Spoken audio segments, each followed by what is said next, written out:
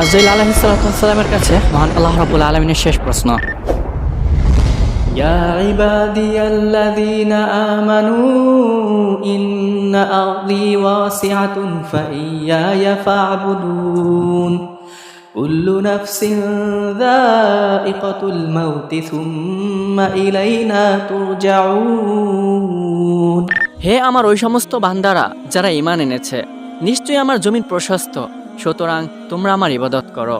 প্রতিটি প্রাণই মৃত্যুর স্বাদ আস্বাদন করবে, অতঃপর আমার কাছেই তোমরা প্রত্যাবর্তিত হবে।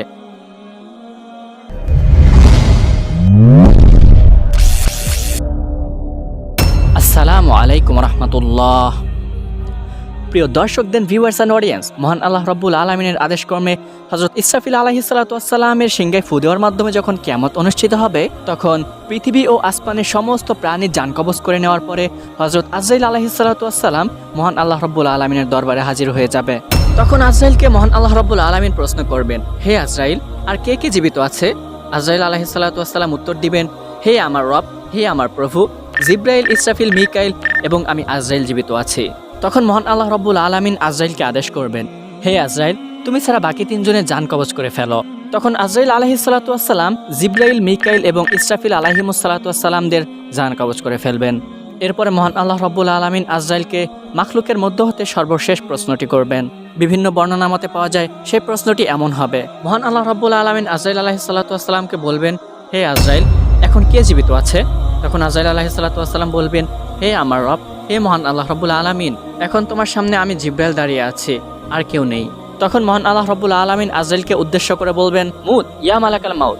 এর অর্থ হচ্ছে, হে মৃত্যুর ফেরেশতা, তুমিও মারা যাও। এই কথা বলার সাথে সাথে মহান আল্লাহ রাব্বুল আলামিনের আদেশে আজরাইল আলাইহিস সালামই নিজের জান নিজে কবজ করে ফেলবেন। তারপরে আজরাইলও মারা যাবেন। অতঃপর দুনিয়াতে শুধুই মাত্র মহাপরাক্রমশালী মহান আল্লাহ রাব্বুল আলামিন একাই থাকবেন। এভাবে কত শত বছর অতিক্রম হবে সেটা শুধু মহান আল্লাহ রাব্বুল আলামিনই ভালো জানেন।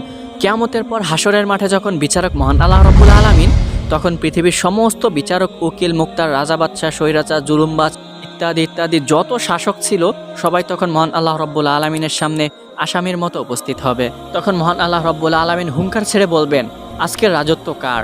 সূরা গাফির তথা আল মুমিনের 16 নম্বর আয়াতে মহান আল্লাহ রাব্বুল আলামিন বলেন, সেটি এমন দিন যখন সব মানুষের সবকিছু প্রকাশ হয়ে পড়বে। মহান আল্লাহ রাব্বুল আলামিনের কাছে তাদের কোনো কথাই গোপন থাকবে না। সেদিন ঘোষণা দিয়ে জিজ্ঞেস করা হবে, আজ রাজত্ব কার?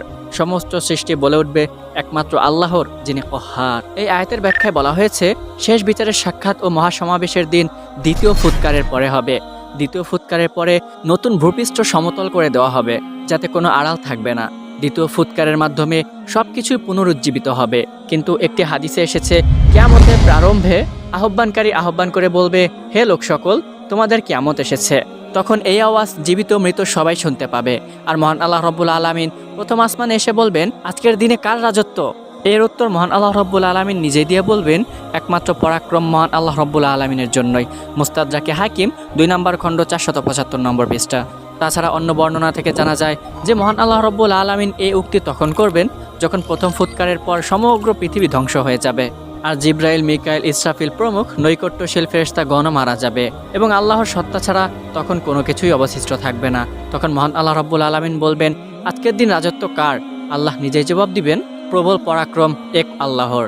ইবনে ওমর রাদিয়াল্লাহু তাআলা আনহুর সূত্রে রাসূল সাল্লাল্লাহু আলাইহি ওয়াসাল্লাম থেকে বর্ণিত, তিনি বলেছেন, মহান আল্লাহ রাব্বুল আলামিন কিয়ামতের দিন গোটা পৃথিবীটাকে তার হাতের মুঠোতে নিয়ে নেবেন, আসমানকে তার ডান হাতে গুটিয়ে নেবেন এবং বলবেন, বাদশাহ একমাত্র আমি পরাক্রমশালী, আমি অহংকারী।